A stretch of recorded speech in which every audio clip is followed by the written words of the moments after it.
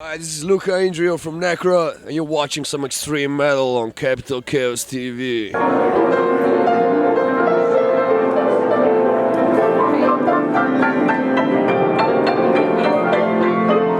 What's going on, guys? ALDO once again, Capital Chaos TV. Here with Luca from NECROT, and they just finished their set. I'm still pretty banged up from the pit, a little winded, but we're here, we're going strong, and it was a hell of a show. How you doing, man? How's the tour been going? How you liking Sacramento? Well, the tour has been good, the show has been great. Every single show has been fucking great on this tour. It's good to be on the road with Exune. We've been wanting to do it for a while, and Gay Creeper as well. And we've been on the road for more than a month. And before that, we were in Australia and Japan with NECROT. And we did a little Pacific Northwest right before that. So we've been playing like over 60 shows in like 70-something days. It's been good though, man. Very good. We go through countries, through fucking seasons, weather. It's so good, man. Playing shows. That's what we want to do. That's what we're doing. We're lucky, man.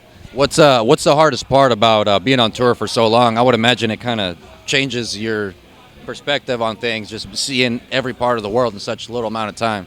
To me, it's like the hardest part is the weather. I don't like cold weather. It's like I wouldn't go on the snow if I didn't have to play music, but you end up on a lot of snow when you're on tour, and like it's fine, we do it. I still enjoy the show. I guess the weather is the only thing that pisses me off about tour. Everything else I love it, man. Snow kind of keeps you from doing anything, really exploring the city and we never got time to do shit anyway. I don't care about that. It's more like I'm fucking freezing, you know what I mean? I gotta put a bunch of clothes on. And then after you get into the venues and it's like fucking hot, like it's summer, you know, they pump the heater hella hot. And then you're like loading in, loading out, you come in, come out, it's cold, it's fucking hot, it's cold again. You're like, what the fuck? And then it's like, you know, you're not getting much sleep, so it's easy to get sick. So you gotta be a little careful. You're constantly like putting clothes on, taking them off. That's the only part I don't like. Everything else is fine with me, man. I don't need to be home.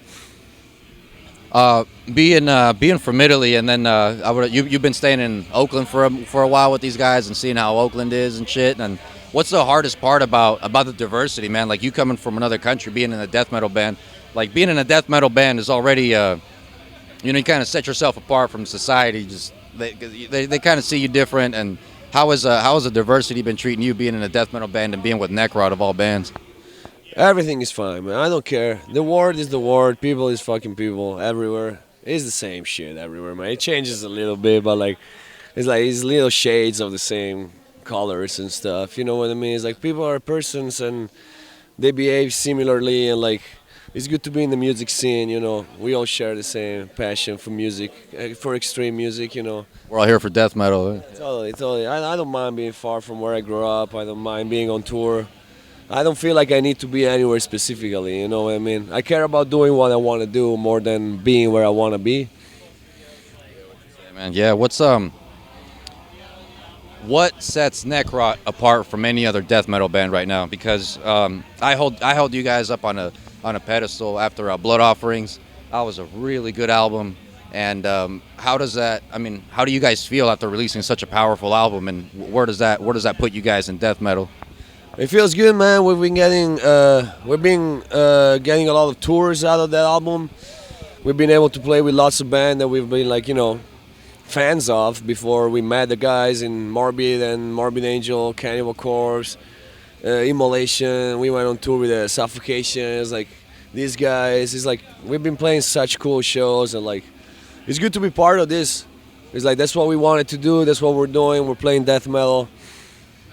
I feel like it's like very fun for us to do it, but most is like what we really want to do. You know, this is what we always wanted to do. We're doing it, and we're taking our place into the death metal scene, and like we're putting down the hard work, and like we're fucking playing more than 150 shows a year, and fucking we're gonna come out with a new album, and we've been writing in between tours, and we're gonna record in a month. And then we're gonna put it out with 10 Crimes next summer and tour again. Keep touring, keep playing. Yeah. It never ends. You gotta keep grinding it out. Hell yeah, brother. Shit. What being such a big part of the death metal community now, and you guys are you guys are no longer rookies, I should say. You're held up to a pretty high standard. What do you think personally is missing in death metal nowadays that you would like to see change, whether it be musically or with the culture, just things that you've seen that you think should change in death metal or metal in general? I think there needs to be like, I feel that like death metal often. What I like about death metal is is a big part that I like in death metal is the punk influence and the evil part of it. You know what I mean? And I feel like sometimes lots of bands are missing those two things. They write happy riffs and shit. You know what I mean? Or like, you can throw a riff here and there that is a little more happy, but like, you can't write a bunch of happy riffs and play death metal. You know what I mean? You can't have just a bunch of breakdowns and play death metal. It gets really repetitive, right? Is that, to me, that's not the point. Right. To me, that's not what death metal is. Were you guys prepared for blood offerings being received the way it was? I mean, did you know, like, going into it and going into releasing the album, did you think this album is going to be a fucking monster? Because multiple people and metal reviews and the people that have reviewed your album, you know, in the Metal Sucks or Decibel or anything like that, 9 times out of 10 they have said that Blood Offerings was the album of the year for 2017. Did you guys even conceive that could happen? Were you in that kind of did you know it was going to be a fucking monster when you put it out? You don't know. When you put out an album, you do it the way you like it, and then you hope people is going to like it. Right. And then if it's, you know, it got received well, and I think it's a great album. You know, I wrote it, I like it. It's like, you know, I can't complain the way it's been received. You know what I mean? But like, I feel like you don't have to think about what people's gonna think about your music. You know what I mean? It's like, otherwise you're doing something that is just like you're trying to please someone. And it's like, if you're trying to please someone instead of being yourself, you're already fucking up. And that's not just the music. That's not metal at all. That's just chasing the money, I guess. Yeah. Chasing whatever, or chasing the approval of people, or chasing like some kind of recognition for something that is not truly who you are. You know what I mean? It's like, you just gotta be yourself, do what you think is right, play the music you want to play, make it sound the way you think is good. And then if someone else is gonna like it, great. You know? That's what I think. Now, I don't want to make you, toot your own horn in a sense of the word, but do you agree with Blood Offering being named Album of the Year? Because it's come from... Got named Album of the Year, man. I don't think nobody ever said that. I mean, do you personally believe that it was Album of the Year compared to everything else that came out that year? Yeah, man, that was for me, yeah, of course, it's my fucking band. That was definitely the Album of the Year for me, because that's the one I recorded with Chad and Sonny. How was There was good albums that came out that year, but like, I don't know. For me personally, it is. But like, that's because that's me and my boys. You know what I mean? Right, totally. So it's like, but that doesn't mean shit. How has being a NECROT changed you as a person, man? How, like, other bands you've been in, you were in other bands when you were living in Italy, like extreme metal. I've been living in Oakland for 11 years, and I've been in other 2 bands, Acephalix and Vastum, for more than 10 years. And like, I mean, being in NECROT did not change me at all. We started NECROT in 2011, me and Chad. So we've had this band for like 8 years at this point. And like, I had bands before in Italy, but like, I moved to the States when I was 21. So I had a couple of bands in Italy, which we'd done some stuff, but like, some Italian tours. We did a European tour once, put out a couple CDs. But like, I mean, I came to the States, I was young. I just fucking came over and stayed, and like, started playing with Acephalix right away, almost like 2 weeks after I got here. And then, I mean, nothing has changed, man. We're just playing more shows right now, and shit is cool. But like, you know what I mean? It's not that like we're making hella money, or like, it's not that like my life is like drastically changed. You know what I mean? I've been always at like, if I'm not on tour, I got band practice. If I don't got band practice, I'm playing at home, and like, that's just the way it goes. And like right now with NECROT is fucking great. We've been putting the work into it. I'm lucky to play with Chad and Sonny, that they're, you know, fucking amazing musicians, and they, like, you know, we're in the same mind wave. We just want to fucking do it, and we just want to hit the road, and we want to write more songs. We want to fucking practice. They offered us the shows. We want to play them. You know, because this is for everybody who plays music. Is like, it's not enough to play with music to play with people that you like how they play. You gotta play with people that they think like you. Otherwise, you're just wasting your fucking time. If you're someone who wants to do something with music, you gotta find people that are exactly in the same mindset as you. You can't just play with people that they want to have kids or have work for a tech company or some shit. You know what I mean? It's like, that's what they're doing. It takes the focus away from the end goal. And It's like, you know, yeah, if you don't got the time to do it, you're not gonna do it. So it's like, you gotta find the people who wants to do it.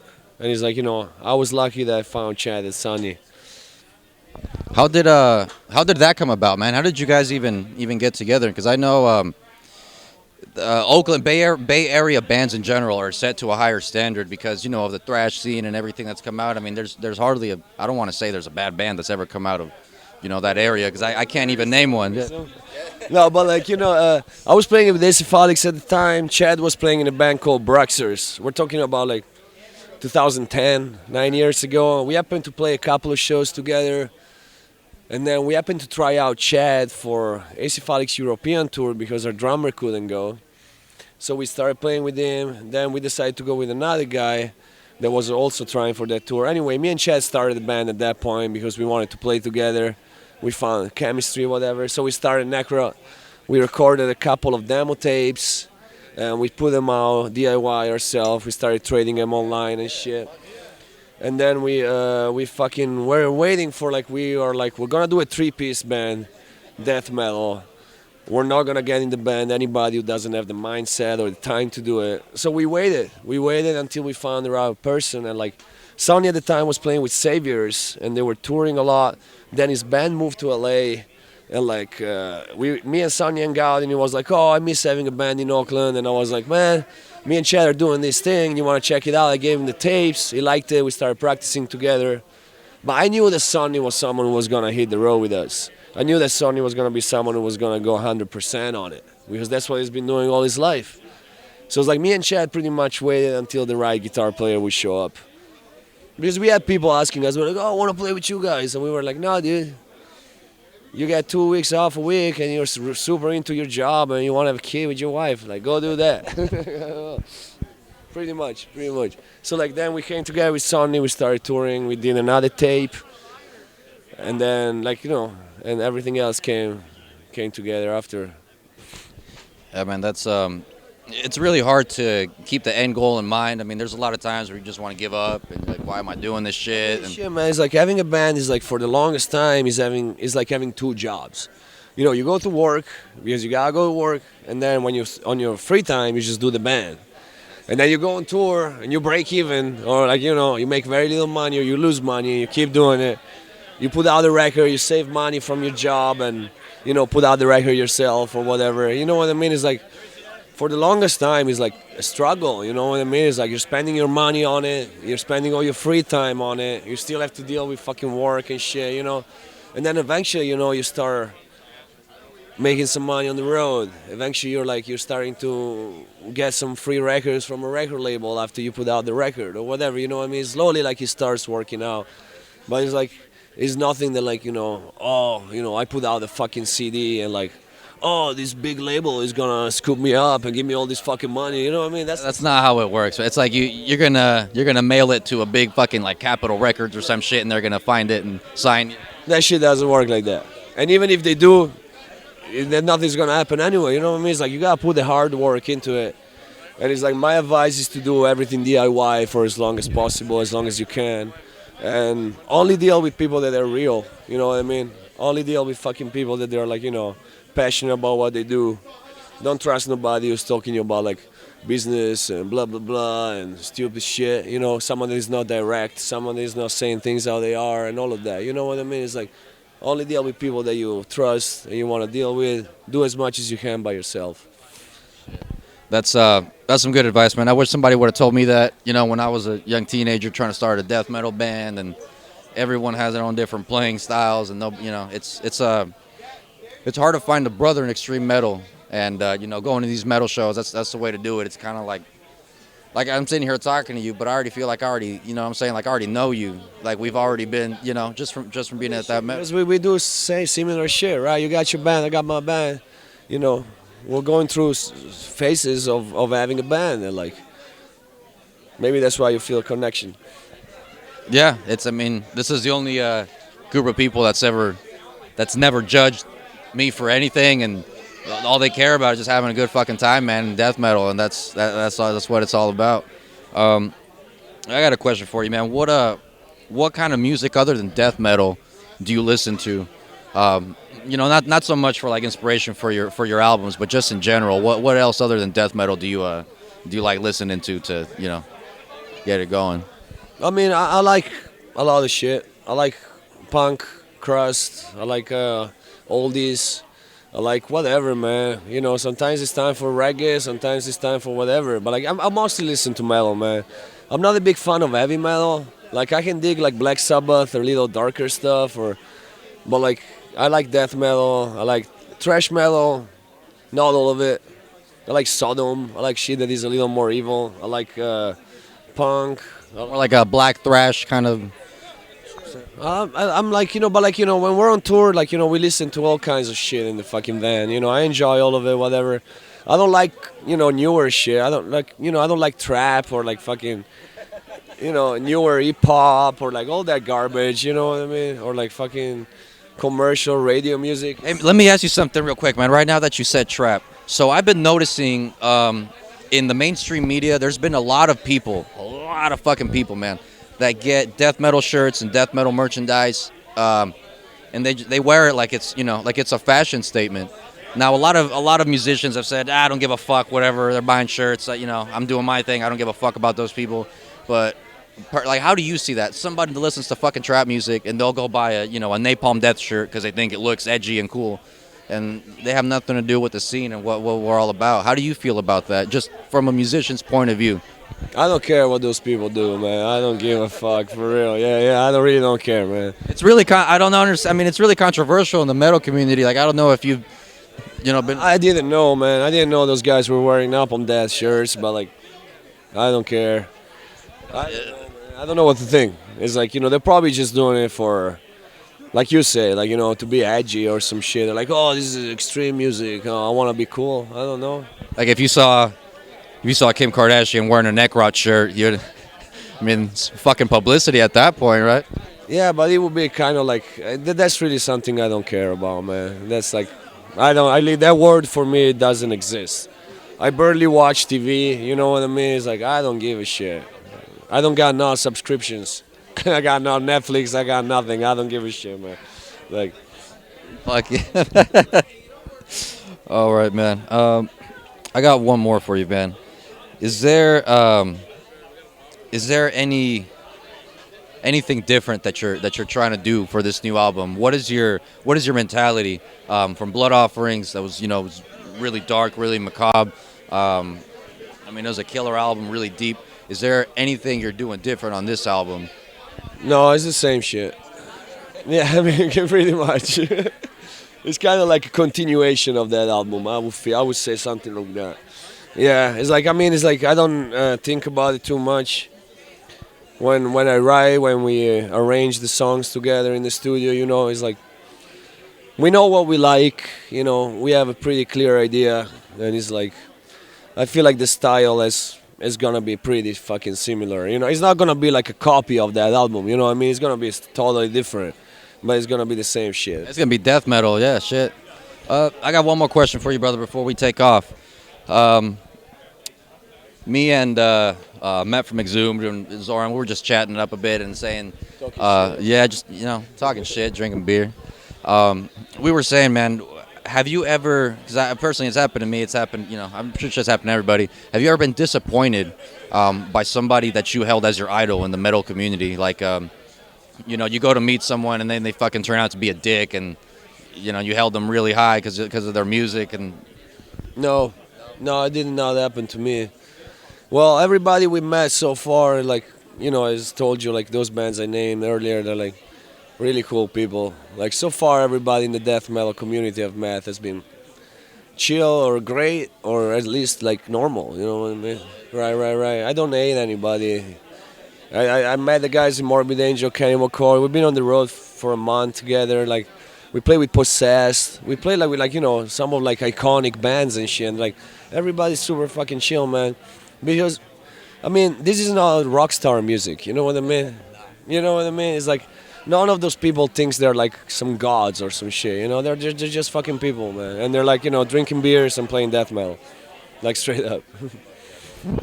All right, Luke, it was a real pleasure talking with you, man. I enjoy your music so much. Thank you.